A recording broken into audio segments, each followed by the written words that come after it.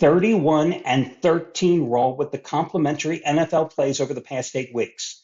Think about that for a second.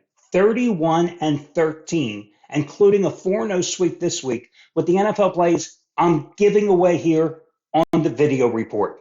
If you ain't winning, it's not my fault. That's the bottom line. Hi, everyone. Al DeMarco here, General Manager at DeMarcosports.com, and this is going to be your Monday video report because it is Monday, and that's why you're watching the damn video report.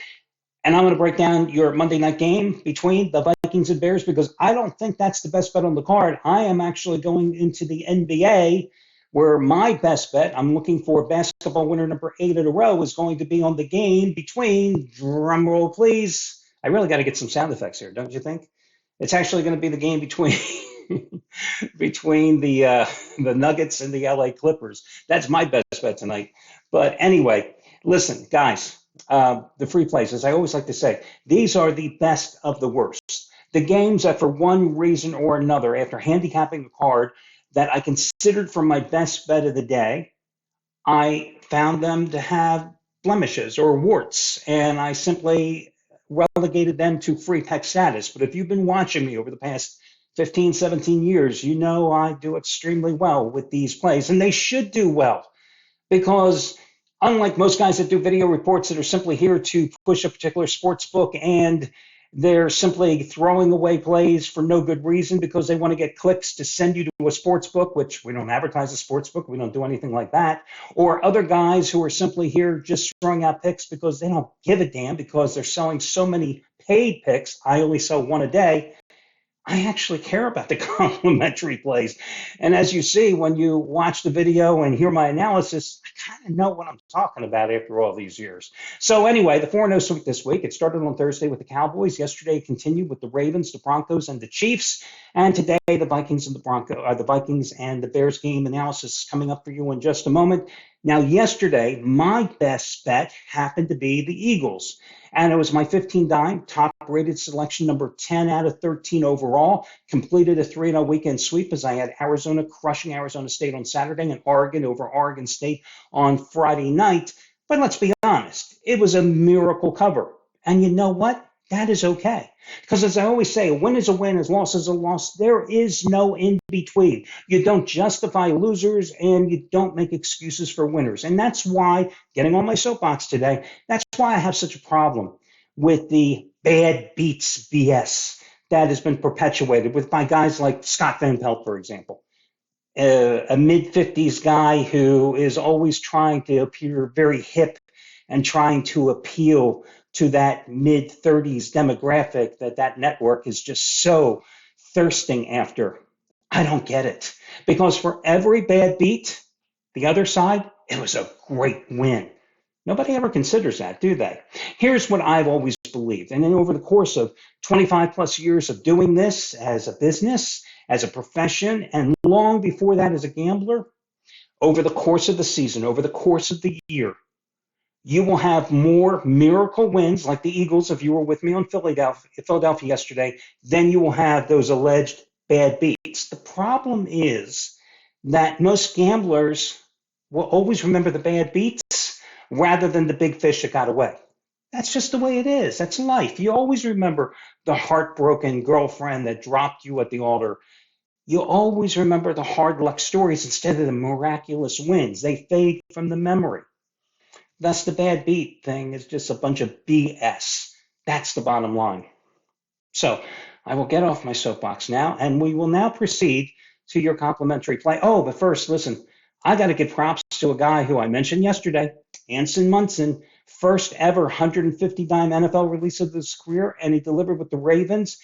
This guy today is going for winning day number 26 out of 35, going for winning day number 11 in a row with his normal 100-dime max wager release, number 11 out of 12, and number 8 in a row on the Vikings Bears tonight. And you can get it for over half price off, or take advantage of the 2-day free all-access pass offer where you can get all of today's plays, including my 8th straight basketball winner. I'm taking a look at the Nuggets and Clippers tonight because I think that's the best bet on the board, not this Bears-Vikings game.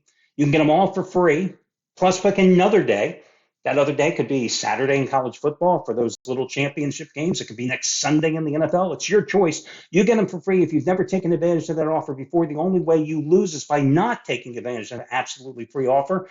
Today, the all-access pass costs $99. You get it for free over at DeMarcosports.com. Yeah, you see it down there below. So just something to keep in mind. And as I said yesterday, guys, the way to judge the handicappers, you see at the site, wins and losses are inconsequential. A lot of guys hide behind their win-loss record, and it doesn't tell you the true story. $10 bettors have won $12,180 with his plays over the past 34 days. That's wins minus losses minus the VIG based on how plays are rated. That is so much more important than wins or losses. Some guys just can't figure that out. Okay, let's get to your complimentary play tonight.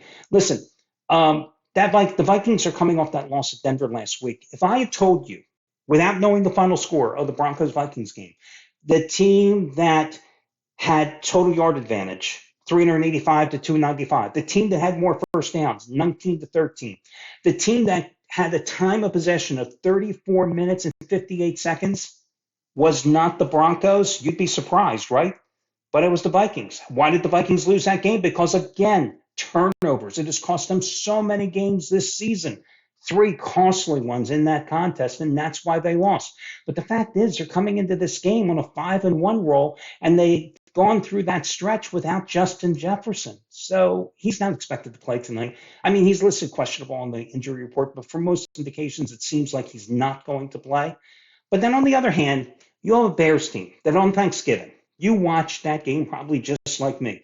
First team in 90 years to have a time of possession of 40-plus minutes, to be +3 in turnovers and lose a game, which they did to the Lions 29 to 22. It's kind of hard to have a lot of support for the Chicago Bears tonight, especially when you consider their head coach is 0-9 during his not so illustrious career, straight up against the NFC North, and 0-16 straight up versus teams with winning records, which is probably why Matt is going to be the former Chicago Bears coach at the end of the season. I like Minnesota here. Do I love Minnesota? No, that's why it's a damn complimentary play. And listen, I'm just being honest with you. The Cowboys, Thursday, the Chiefs, the Broncos, the Ravens yesterday. This is the 5th NFL complimentary play this week. It would be the bottom of those 5, okay? Just want to grade them for you here. But I like the Vikings here. That's the bottom line. Ironically, this is the first time the Vikings have been a favorite since that Week 6 game at Chicago that they won 19-16. Of course, it was Kirk Cousins starting then for the Vikings. And Justin Fields in that game, the defense of the Vikings harassed him, sacked him 4 times, knocked him out of that game. Vikings are seeking their 3rd consecutive season sweep of Chicago. They've won 6 in a row straight up in the series. I think the key tonight, and what I anticipate is going to be a low-scoring game, is Brian Flores has done such a great job with that Vikings defense. You know he's a blitz-happy, pressure-seeking type of coordinator, and it has certainly been borne out in the stats this year because the Vikings lead the NFL in terms of percentage of blitzes, 47%. Second most in the NFL is 40%. Third most is 37%. That shows you how often Brian Flores brings the heat. And that's the key against Justin Fields and that poor Chicago offensive line.